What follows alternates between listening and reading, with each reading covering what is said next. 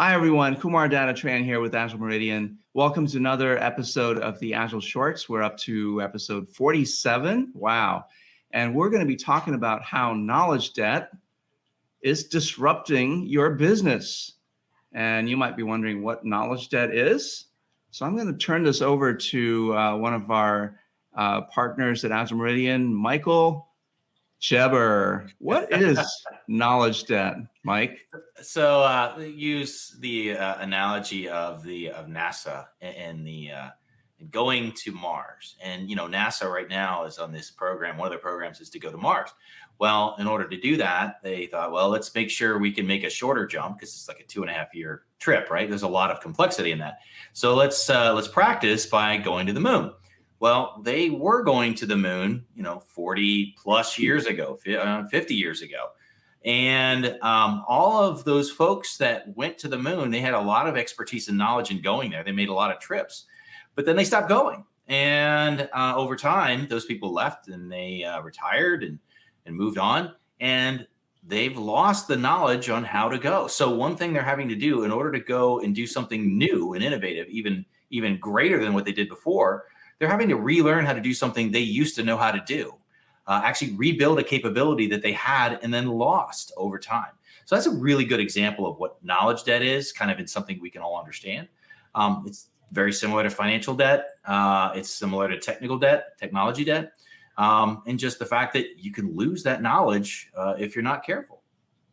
Yeah, and I would say that you probably are creating knowledge debt if you don't, within your company, within your organization, if you don't have easy ways for information to flow from people to other people in the company, right? Correct. In the case of the space program, they could have built a way to try to maintain and educate future generations of NASA scientists and NASA employees on how to continue to maintain how that goes and even apply it to new technologies, even if they weren't going, so that at some point, if they did, they could move forward, but they didn't do that. Right. So maybe as a broader question for anyone, how does it manifest? I mean, how have you seen it manifest in your experience, coaching organizations? Maybe we start with Chris. Yeah, I've seen it a lot. And it's kind of strange because it's intentional, right? A lot of organizations will go out and they will say, we're going to outsource software development. But we're going to keep the product management, product strategy, product owners even in-house. And what ends up happening is that when they outsource it, that team is like a black box, right? They don't know. We may know at a high level what they're doing, but we don't know in detail what they're doing, how they're doing it. We typically have a lead involved with a team. And so what happens is then you don't understand what's going on, right? And you do, as an organization, you now have a gap. And if that vendor doesn't work out well, what do? You've got to transition to somebody else. If you decide you want to have somebody with specific skills work with that team, what are you forced to do? You're forced to go into that company and use that company's resources, right? And it's a model that a lot of organizations are doing to themselves. And a different approach would be to shift from a black box outsourcing model to one of, staff augmentation, where if I'm going to have 20 TCS developers on my team, then there is a team of 20 individual developers, not just a group of developers that we never see, that we don't interact with. And in my experience, that's intentional. I've seen it in marketing companies where they will have a website transformation and one company will do the actual technical work. And then they'll have another agency will come in and actually deliver or launch the new websites. And, vendors are motivated not to work with each other, but to bring in as much as they can. And so when one vendor's not working out, now, again, you've got that transition cost, right? Where you're going to say, okay, we're going to switch vendors. You're going to lose momentum. You're going to lose you're going to pay additional costs because you're going to pay two vendors at the same time, one to onboard and the other one to offboard. and it Right. can get very, very expensive. Well, it's like the space program all over again, right? So the new vendor has to kind of rediscover things that the Exactly. original vendor figured out, over the course of time that they were there. Yep. Yeah, just to add to that, I mean, when Chris mentioned gap, it kind of sparked a thought in my head, which is like, there is obviously that physical gap that Chris just mentioned, right? Where the vendors could be at a different location, different country even.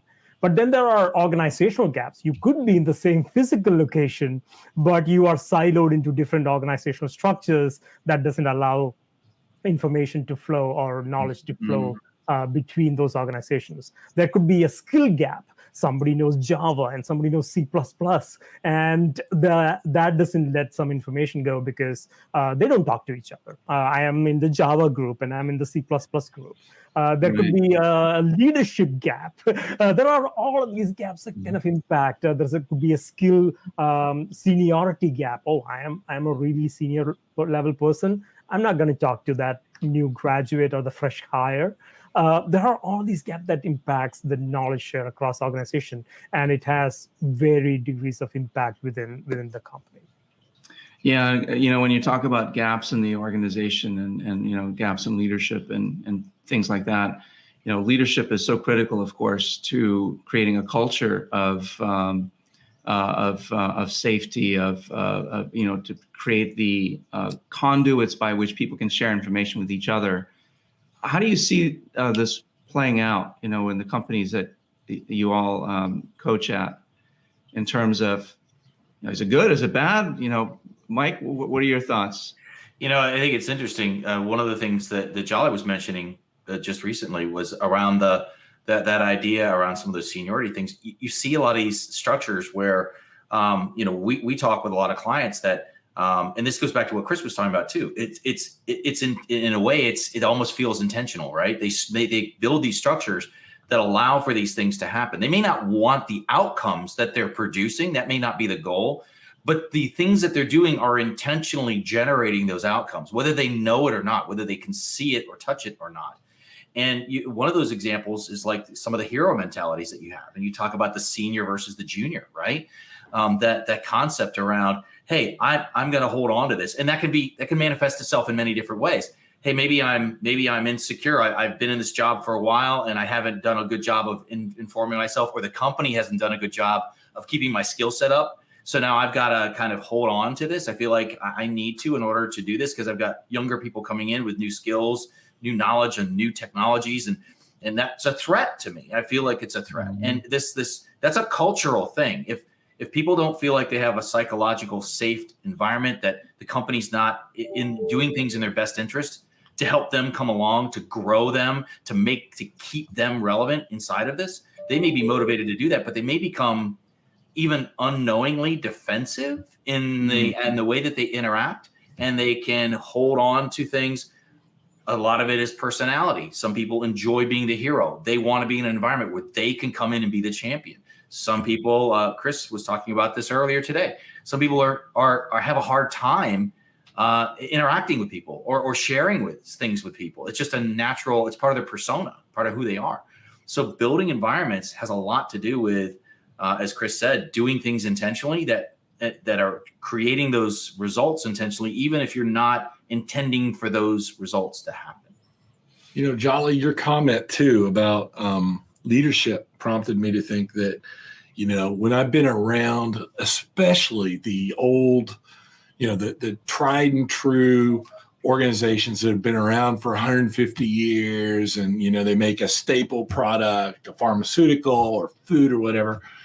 Whenever those rifts come, the ones that they typically they don't necessarily always create those knowledge gaps with rifts, but they may do it through a retirement program, right? Where they're going to take you and up you so that you can get retirement at 60, right? And what happens is those people leave without having that knowledge transferred. And, that's another example of how they do it intentionally to themselves. It's just amazing. But wouldn't you say that, knowledge transfer is sort of an outcome of a culture that intentionally or not promotes this hero complex? Like, why would you need knowledge transfer towards the end of someone's career or end of someone's tenure at a company if it was something that was continuously done? Correct. Right? If it was happening organically, and those things happen organically, the things that do happen organically in a company are, let's call it, sponsored by culture, right? Whatever your structure is, whatever that leadership, whatever the ideology or the mindset around this thing is, that's the sponsor for the way people act inside a company. It's a way for even new folks that come in may not think that, but in order to integrate with the culture, they become that.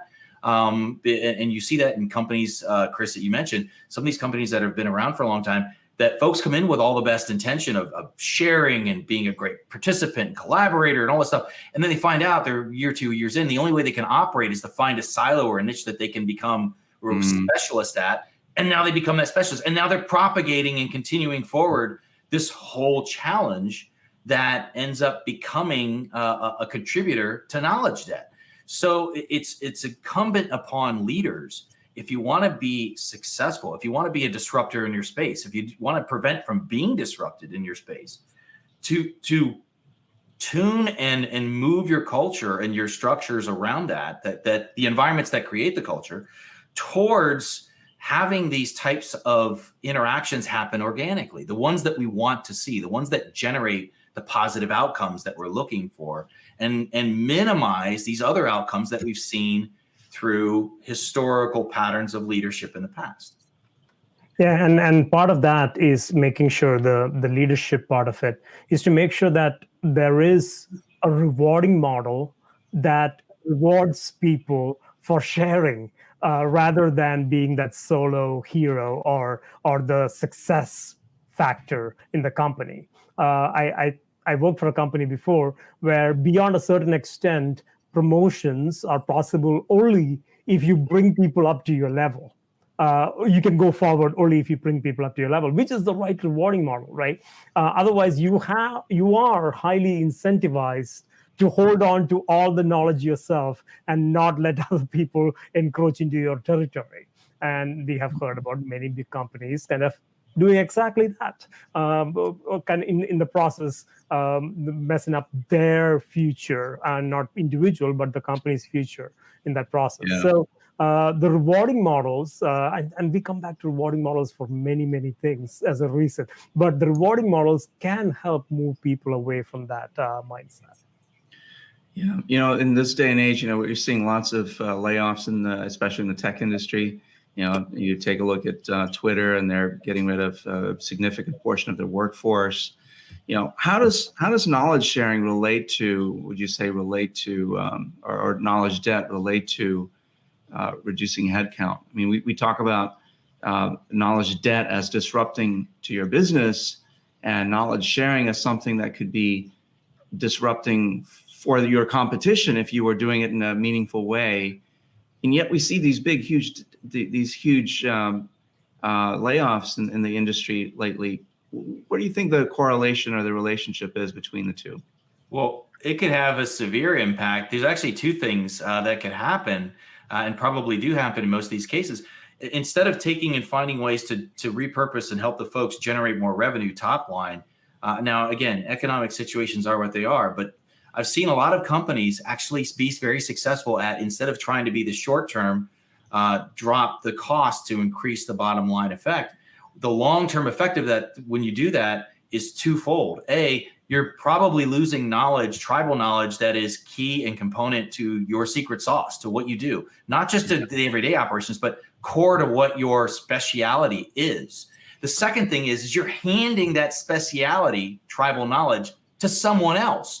You're actually giving it away and giving it to someone else. So you're actually, you could be two-pronged hurting your own organization long-term by trying to make a short-term adjustment to a financial sheet, instead of saying, hey, I've got a culture where every time we run into a bump, we've got the ability to repurpose. We've got the ability to repoint people. How can we find another revenue source? How can we find another top-line solution that generates more revenue to counteract the increases in the costs or the decrease in something else?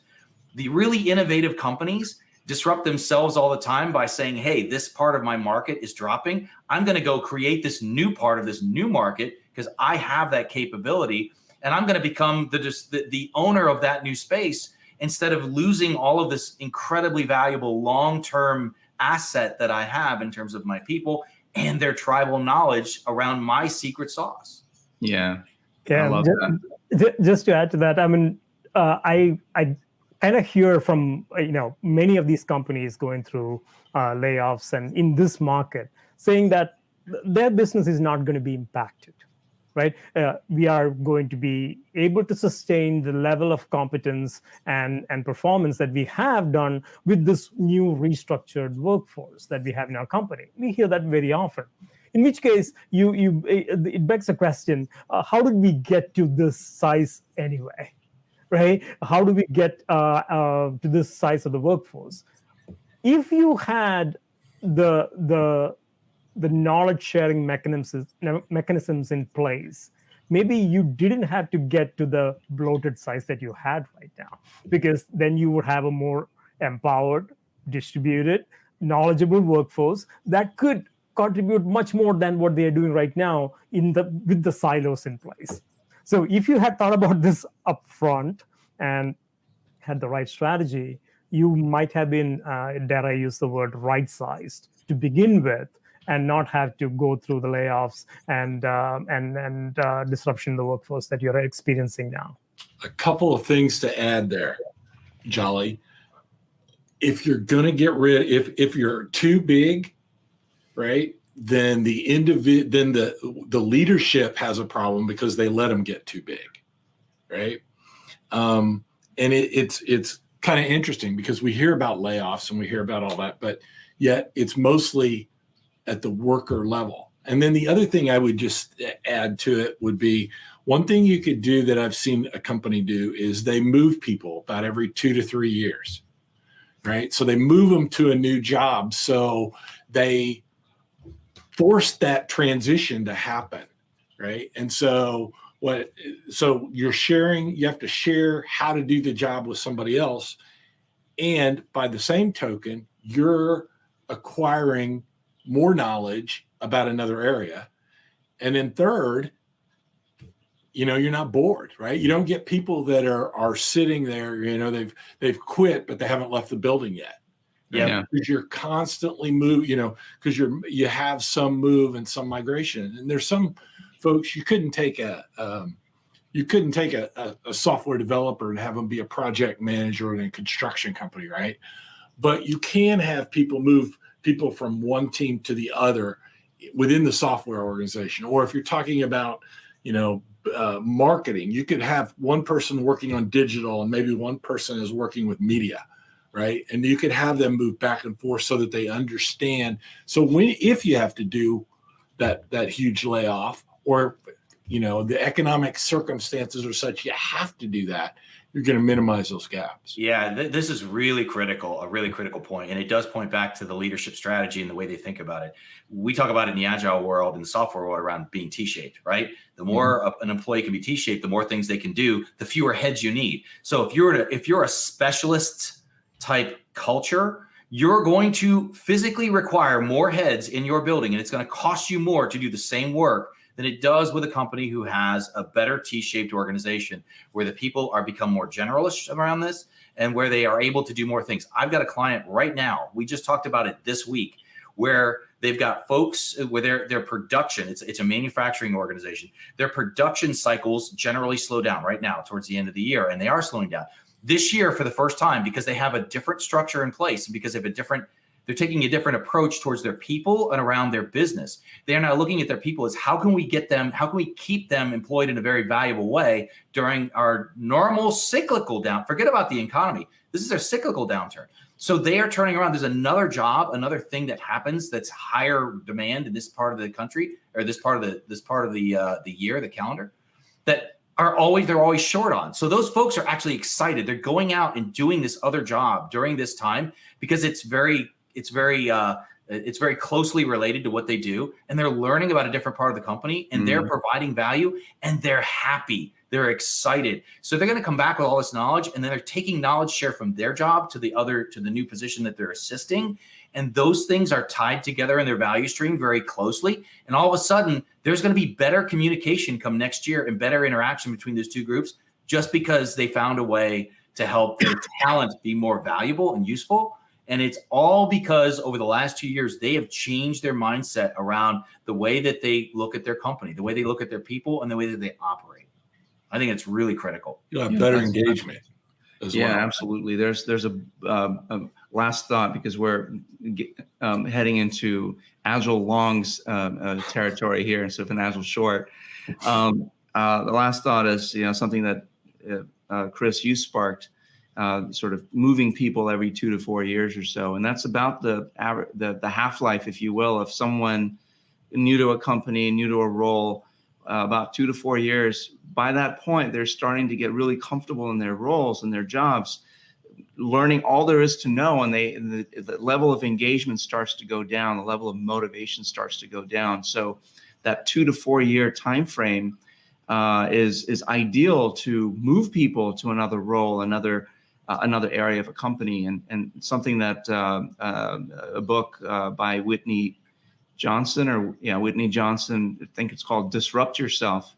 So it sort of looks at this topic from more of an individual perspective, and how do the people that are inside of a company continue to grow, advocating for themselves, for moving to learning different parts of the organization. And it's a great book, and maybe something we can dig into more in our next Agile Short. It's like, what is the individual's responsibility to reducing knowledge debt, not only for themselves, but how do they become more integral in sharing their information, their knowledge with others in an organization. Anything to close with, gentlemen? Okay, well, thank you all for watching. See you next time. Bye-bye. Thank you very much. Bye-bye.